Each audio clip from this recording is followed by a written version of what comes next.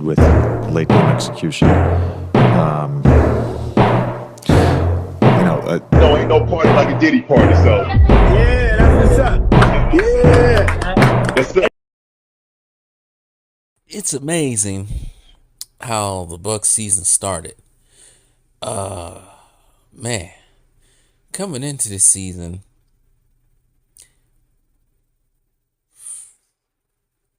man, I don't even remember how the season even started.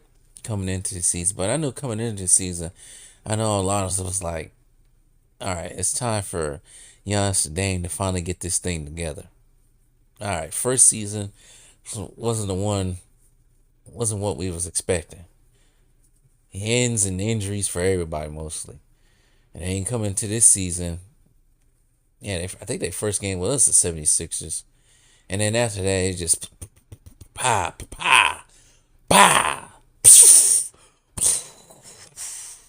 just start out terribly. 2-8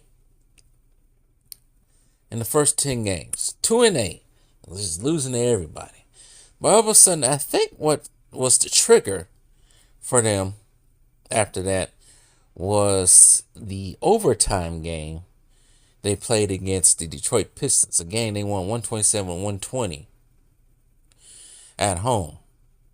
That was the catalyst for them, because after that they would lose again to the Charlotte Hornets, and then they would go on a winning streak from November 18th to December 3rd.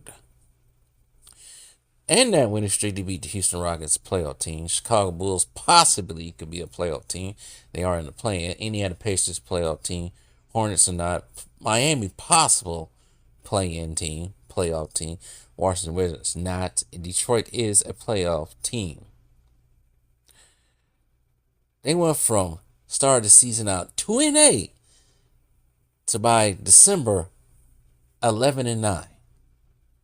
Then they dropped 2 to the Hawks and Celtics. They're going on to play in the in-season tournament game, which they won and beat Oklahoma City in. And pretty much from then on, they remained above 500. I don't think they ever dipped below 500 after that. But the season kind of parallels with the season of 2001, when they started out 3-8. People forget about that season. I had to remind people about that season. That's what that season reminds me of. They started that season terribly, and everybody was asking the same question: what's going on with this team? Break this team up, yada yada yada. Fire George Karl, get rid of Glenn Robinson. They're just trying to figure out ways, all kinds of stuff.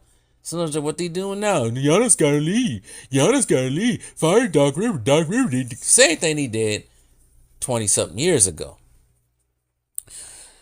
Now, just like the team, like I said, they turned their season around and got to the playoffs. But the only difference is that Bucks team back in the 2000-2001 season finished 52-30 and second in the East, while we finished fifth in the East. But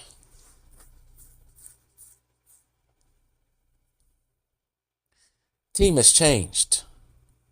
Team has changed a lot since the beginning of the season. I know a lot of complaints. A lot of people saying this team need to get younger. Well, they progressively gotten younger over the course of the season. Chris Middleton's gone. Yes. But they gotten younger. I think they probably gotten younger in the last couple of seasons. Some of us just didn't realize it. But now they got even younger. But Kyle Kuzma. They got KPJ. And of course, Giannis is playing on cylinders. When Giannis is playing on cylinders, it can be dangerous. Now, I ain't saying this can be like the season 4 years ago. That season 4 years ago. Because they did finish that season out in third seed. But also, they finished out that season, I think, winning too. They won 8 games in a row, people. They won 8 games in a row to end the season. An opposite of what they did earlier in the season. Started out bad, finished strong. Now, it's time to take what they have learned in the regular season and apply it to beating Indiana. I think they can beat Indiana. Well, we're going to see what's going to happen after that, because after Indiana, if they do beat Indiana, it'll be the 5th seed playing the number 1 seed, a team they have not beaten this season, the Cleveland Cavaliers.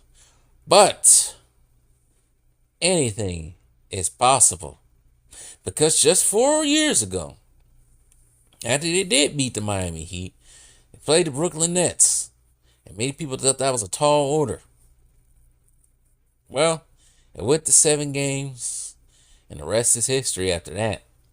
And I ain't saying it's going to happen this year, but at least get out of the first round this year, Bucks. Please, do that for me. And then we can start talking about other stuff after that. But if everybody's playing their roles correctly, Kevin Porter Jr. stays cordial on the court and keeps balling like he's doing, Kyle Kuzma, despite the poor shooting, just plays his defense, and everybody else doing what they got to do. And if Dame does come back anytime soon, like I say, he's going to have to do what Clyde did many years ago, 30 years ago. He's going to have to be, and he's going to have to play a different role. Dame, it's not freaking Portland Dame no more. If you really want to win something, he really wants to win something, you got to change up the game. None of these deep threes.